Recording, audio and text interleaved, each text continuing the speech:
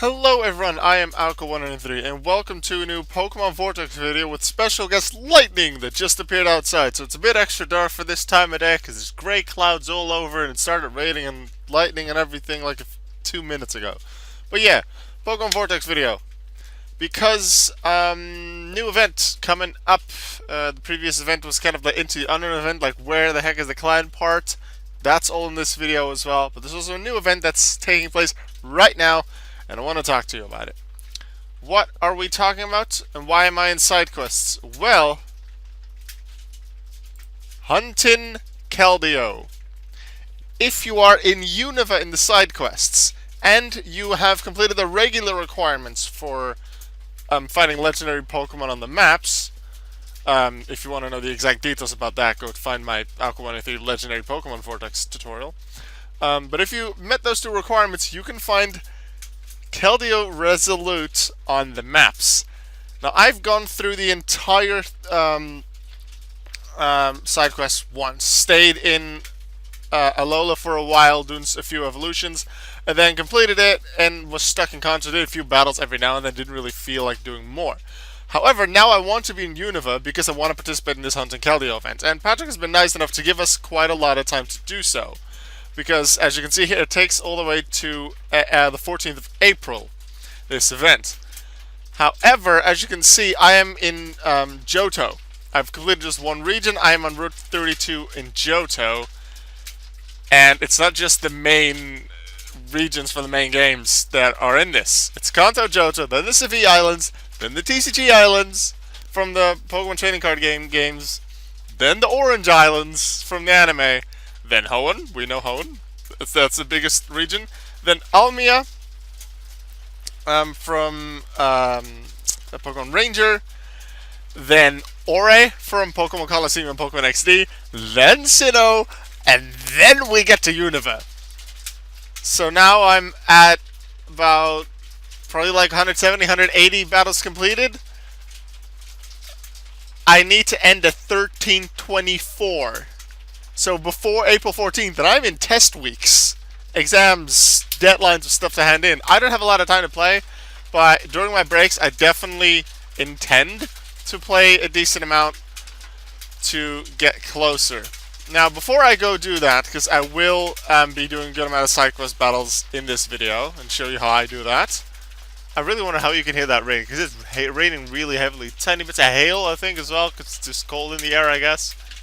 It's melting as soon as it hits my window, but still. Anyway, I really wonder how much you can hear that. You probably can, considering how loud it is for me.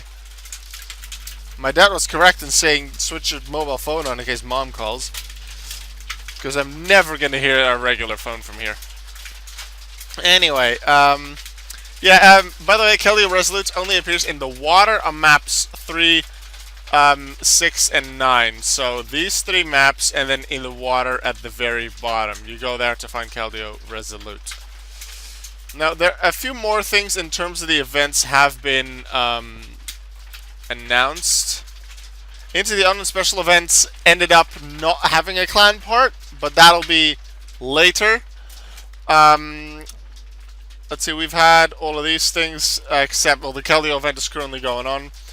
On April 5th, just on April 5th, there will be an hourly Furfrilla Rain promo code on auction. So if you're looking forward to that, go look at Pokemon during that day. 24 chances to get that. From April 12th to 15th, money earned from trainer battles will be tripled. So if you want to have a lot of money, go for that.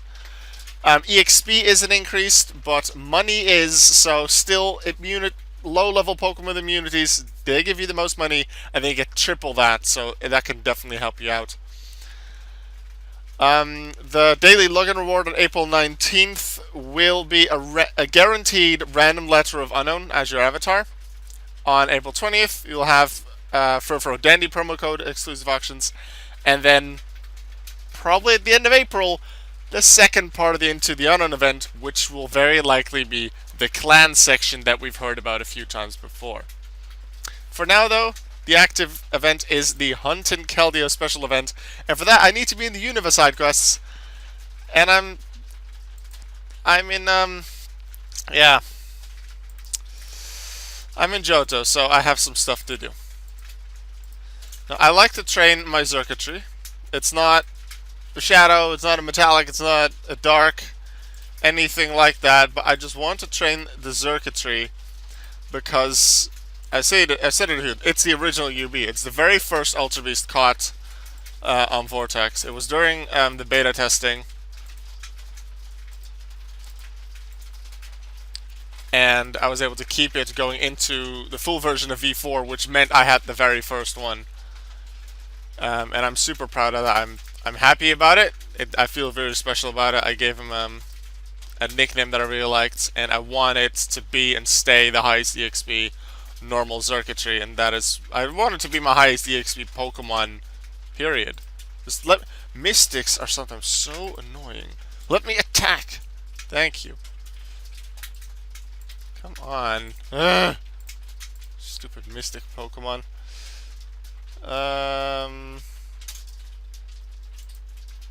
Rayquaza? Let's use Rayquaza. I forgot my train of thought. Yeah, I want my Christmas tree, my Christmas buddy, I should say, to be the one that highest EXP of normal circuitry forever. So what do you really do in these side quests? Well, you just do a bunch of battles, and you get some EXP alongside it, which boosts your points, I suppose. I guess I have a little more time now to play Vortex. Yeah, sure, I have deadlines, and sure, I have exams to study for, but it does also mean I'm just home more often. So I guess, have more time to play. I was thinking about it. I'm not going for top 100 because that just took so much time, and I don't intend to do that. Not going for top 100 seasonal. I don't want to put in that time, but I do intend to play quite a lot because I do enjoy Vortex with the events going on now. Special Pokemon that help me. Oh no, I have to take out a Kolava. No, you don't make Auka take out a Kolava. I don't like it. But yeah, I do. Wait, I thought I already took him out. Huh? Whatever.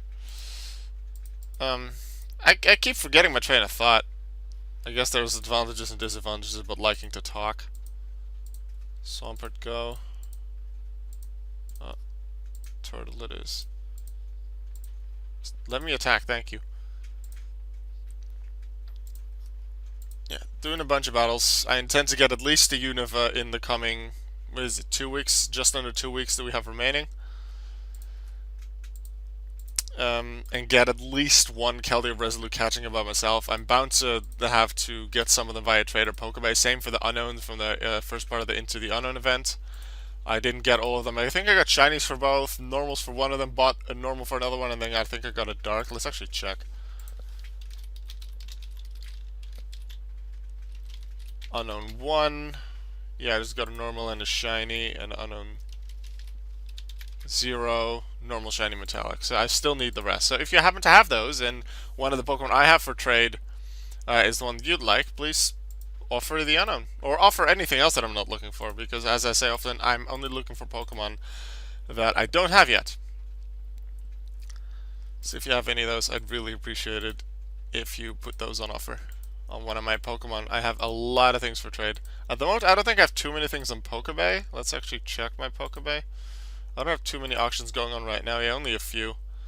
But I did sell quite a few things recently. A few balls. Oh, I should really turn this off.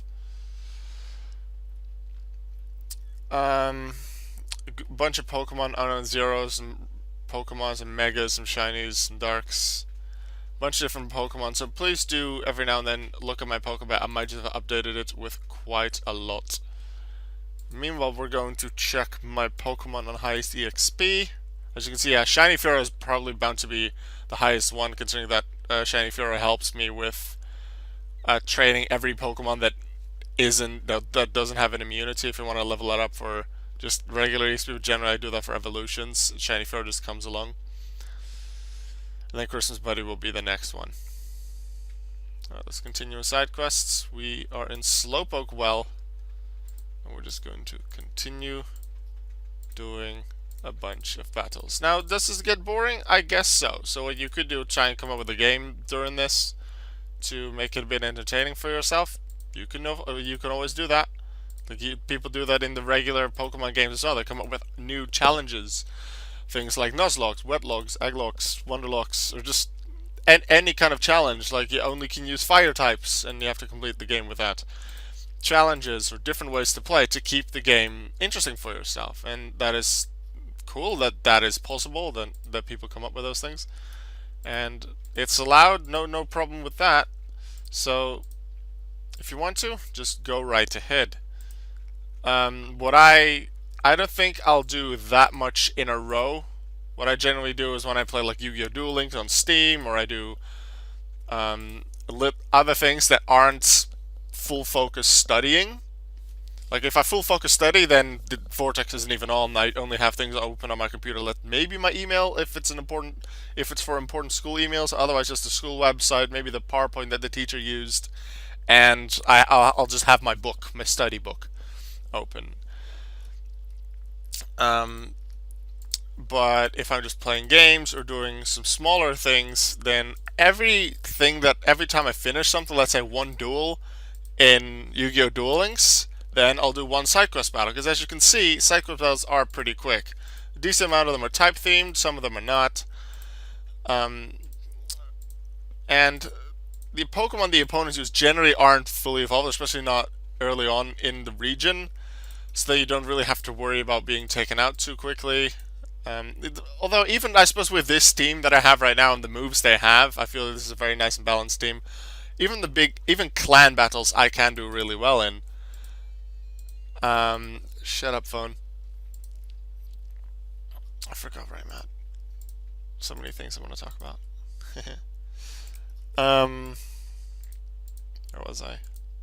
Yeah, every time I finish, let's say, a duel on Duel Links, then I do one side quest battle, then I do another duel, then I do another side quest battle, or I've paused a YouTube video of 20 minutes that I'm watching because I want to go to the toilet, need to take a toilet break. Then once I come back, or like once I come back, I just do a side quest battle. And then even if it's just one, if it is just one every time I do something like that, then I don't really feel like I'm wasting too much time at that moment. While in the long run, throughout the day, I might have had 40, 50 battles or something like that. So that might be a way to help you get through the side quest battles. Now, I don't think I'll keep doing this after the Keldeo event is over, but I guess I could. Some side quest locations within side quests, like the electromagnetic fields, Mount Lanakila, Mount Coronet. A few of those places are important for evolution, so I'll probably stay stuck there in side quests for a little while to help with evolutions the moment I reach such places. So likely when I get to Mount Coronet for the first time in the Sinnoh side quests, I'll check if I have any Pokemon that evolve via the electromagnetic charge, such as Magneton and Nosepass, and then charge a bug into Vikavolt as well. If I have any of those to evolve, and if I do, then I do that, and then I move on from there. I don't intend to, let's say I'm missing most of the unique Vikavolts, and I don't have them as Grubbin or Charjabug either, that I go and catch all of those or trade for all of those and then evolve them. I don't think I'll do that, although I suppose the option exists. But yeah, probably not something I'm going to do.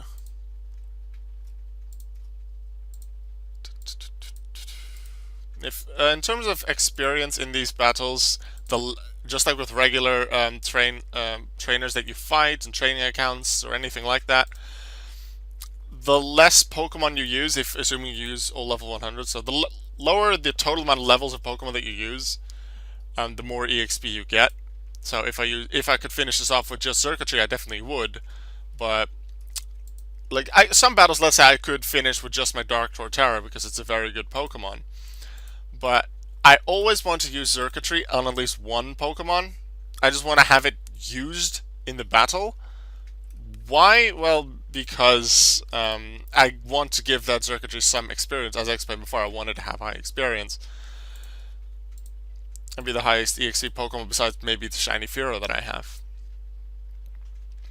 Besides that, if I can finish it up with just Circuitry, I will. If I can finish it up with just Circuitry and Dark Swampert Mega, then I will likely do so.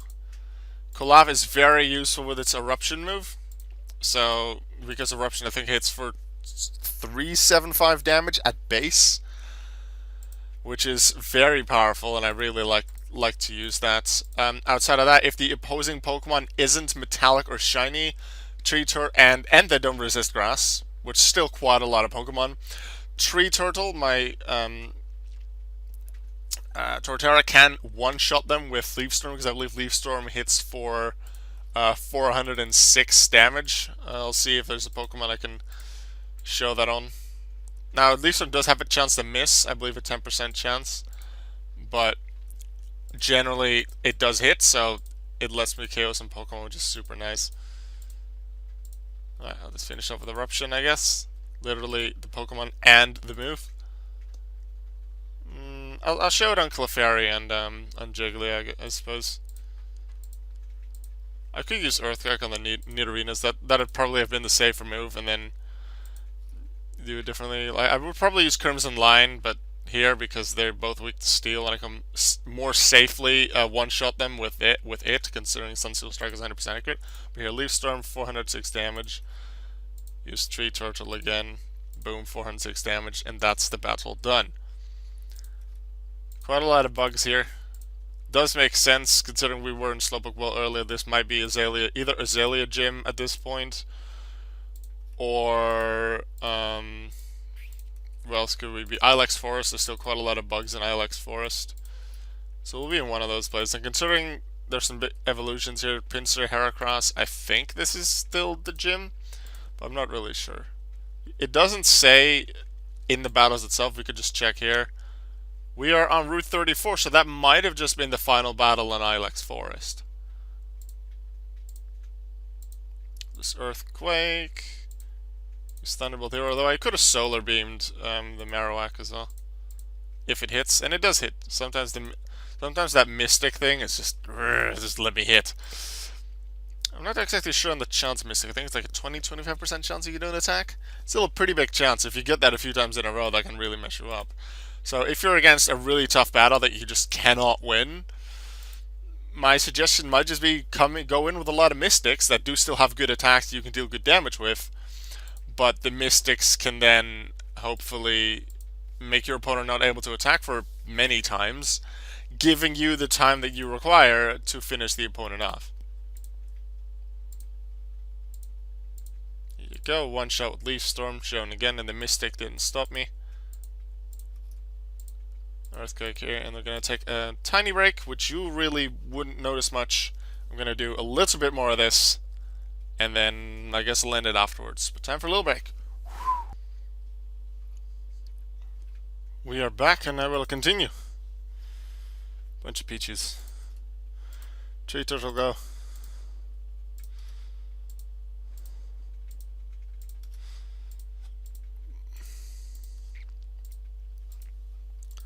Just saying, Christmas pudding as a Shadow Pichu, fling twice.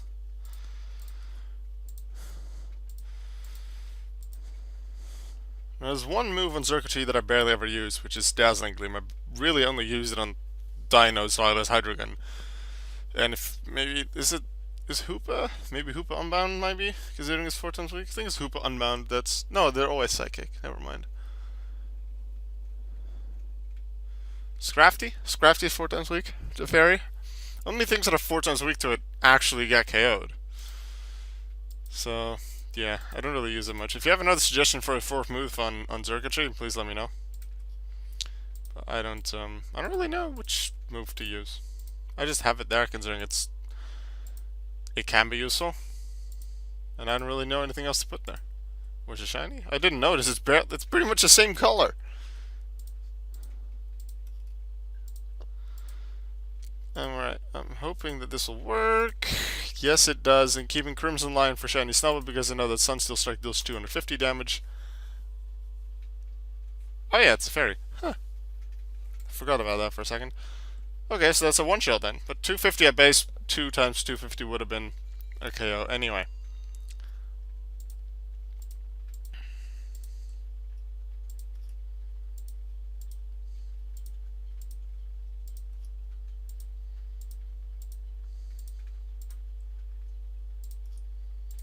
Alright, I have a question for you. Without looking at how long this video has been so far, don't look. How long do you think I've been hunting? Or not hunting, how long do you think I've been doing side quest battles?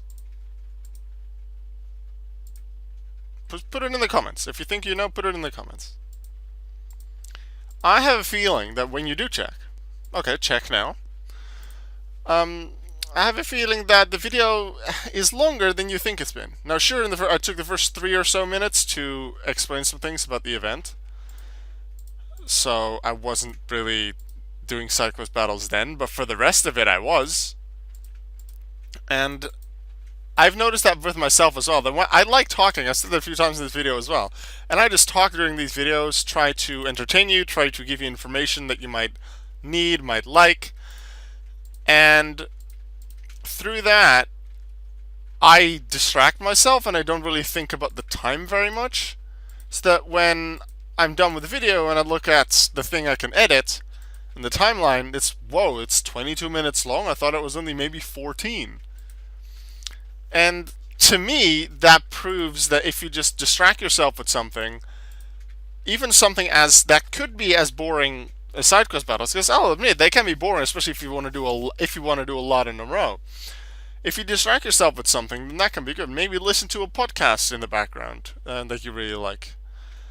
If you have two computer screens, or like an iPad or whatever, you can watch anime on. Watch anime on that while you do that. Now, sure, I'm someone that would never do that, considering if I watch anime, I just want to watch anime, and I don't want to distract myself with anything else. I want to be able to really see and understand what's going on. But my brother is someone who, maybe it depends on the anime, but he could definitely watch an anime while playing a video game. Might depend on the video game as well, but he can definitely do that. Maybe you as well.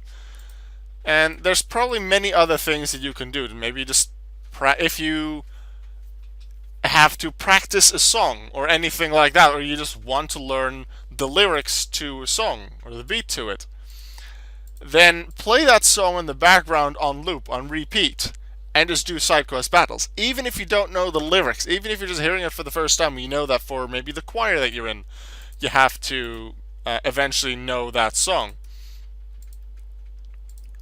Then you distract yourself with that song while playing, or when you do the side quests, which makes the side quest not seem as long and boring. And at the same time, the side quest will be a distraction from the song, and you'll not realize that in the end you'll have heard the song like 25 times, depending on how long you've been playing, how long you've been listening to the song, of course. And you might keep it on while you're doing something else as well. Maybe you'll have it on in your CD player when you're having dinner. That's a possibility as well. And then through that, you learn the beat of the song. You might know some of the lyrics, especially in the chorus. And then you actually know when to start singing in certain parts, even though you've never consciously thought, okay, now I'm going to count, and right on number 7, that's when I start with the first note. No, you don't have to, because you already know. It's like in your feeling, because you've heard the song so many times. You don't have to think about it, and that is really cool. I've definitely done that with when I was in choir, which I'm not anymore at this time. I do still like singing occasionally, but yeah, that is something I did like to do. I guess I do still like to do, and just have a song up in the background, even if it's a song that I've heard on YouTube, like a YouTuber wrote it or something like that, or an anime-related one. Let's put it up in the background, and I can just learn a good portion of the song just by listening to it on the background while playing something like playing Pokémon Vortex side quests. I think that I'm gonna do one more battle after this one, and then I'll just end it off with that. And then I will thank you very much for watching this video. Please let me know in the comments, where are you in side quests? Do you intend to go for try and hunt for Keldeo? Please let me know. Maybe you already have found a Keldeo Resolute. Please let me know. I'd be really interested in that. if you're not in the Unova side quest, do you intend to do a lot of side quest battles to get there? How far do you need to go? Maybe you're already in Sinnoh, you don't need to do much. Or were you quite early on in Kanto like me, and you still have to do a lot? Please let me know that as well, and then I will see you all in the next video. Goodbye.